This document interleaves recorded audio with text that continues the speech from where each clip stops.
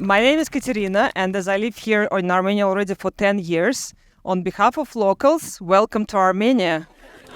Yeah. You know, usually at the events, I'm the person behind the stage. I'm the one who is conducting the orchestra of organizational processes and making sure that everything goes smooth. But today, I'm here at this stage, in front of such distinguished audience, and out of my comfort zone, and moreover, wow, this is TED.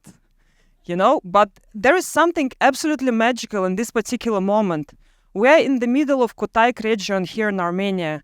These 4 meaningful letters, there is Ararat behind us, and we are discussing such important topics. And this is absolutely mind-blowing and very, very important for the country. But let's get back to TED. Do you know, guys, when TED was founded? Any suggestions? No suggestions. So TED actually was founded 40 years ago in 1984. And initially it was the conference where technology, entertainment, and design were discussed. But of course, in 40 years, they went far beyond these topics and currently exploring everything from science, business to like global issues. And currently, there are more than 3,000 events, TED events, which are happening in more than 150 countries. And TED videos are watched in more than 190 countries. And those are absolutely magnificent numbers, and TED is definitely one of the greatest phenomena in the world and one of the most powerful event brand. But at the same time, there are millions and millions of other events happening all around the world, right? But they come and they go.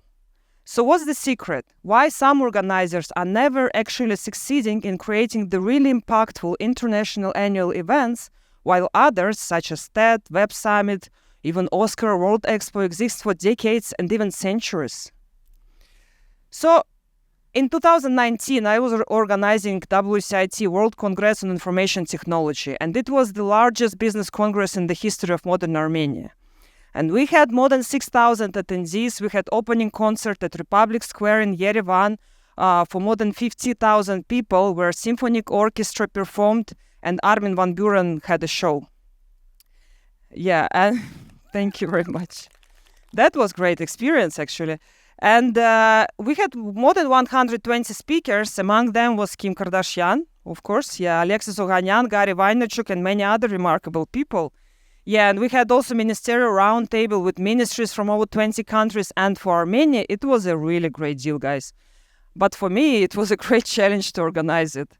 As you can imagine, I didn't sleep for months. My friends forgot how I look like. I had a health issue. I lost 10 kilos, and I actually spent recovering after the event for a month. And after the recovery, when my brain finally started to function properly, I started to question myself what it was all about. So why and what for? I basically was dying. And can I even consider that event successful? But don't get me wrong, I'm not speaking about magnificent show, beautiful stages, multiple of networking events, smooth registration process. That logistical part was great. But from country and community point of view, did we create really any long-lasting impact? And if any, how we can really measure it? And at the same time, Russian Armenian University here in Armenia invited me to become a lecturer, and they allowed me to choose the subject. And of course, I have chosen event management. And simultaneously, I started to do my PhD and write thesis on social economic impact of mega events on the host country.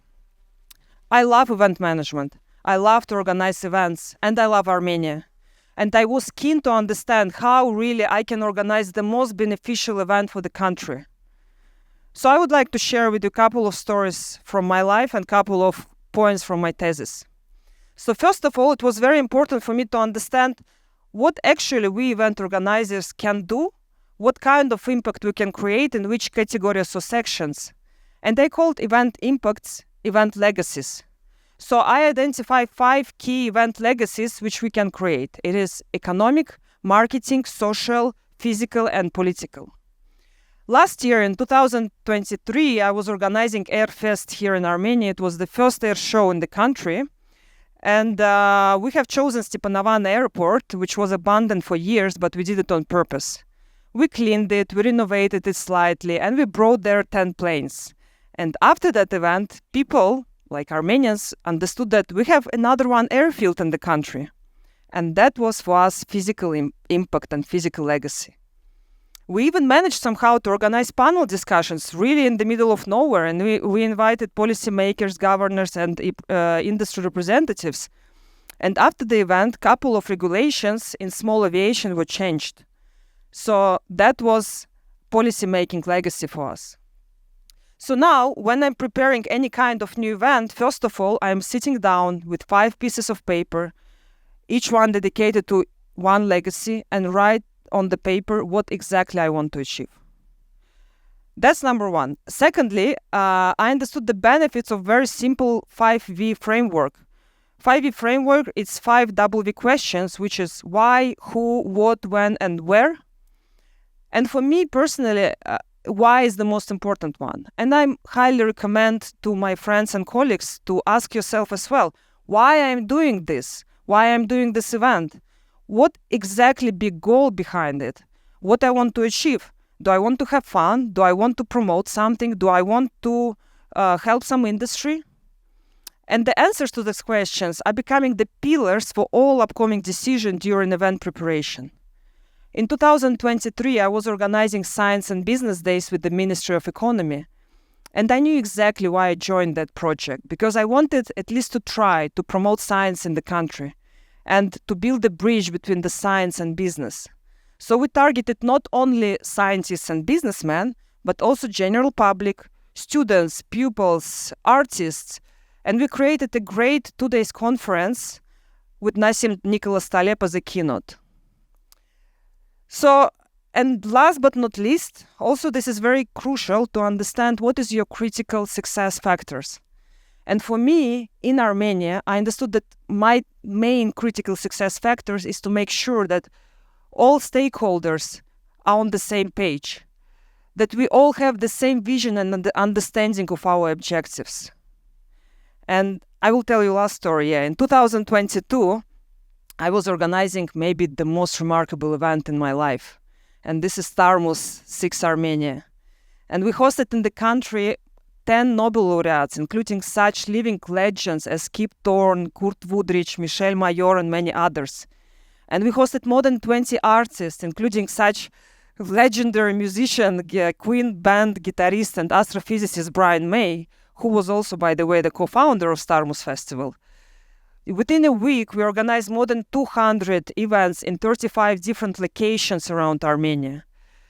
And we also did science camp in Yerevan city center, and more than 70,000 people, most of them were kids, participated there. That was great results, but it won't be possible without massive input of local universities, educational centers, governmental bodies, schools, and many other people. Thanks to their support and thanks to our mutual understanding of our mission and vision, we reached this significant achievement. But do you know that actually events can go even beyond? Events can actually save lives, thousands of lives. So my next goal in event management is to bring to Armenia World Cancer Congress. Unfortunately, Armenia has the highest in the world cancer death rate, and this is a huge problem for the country.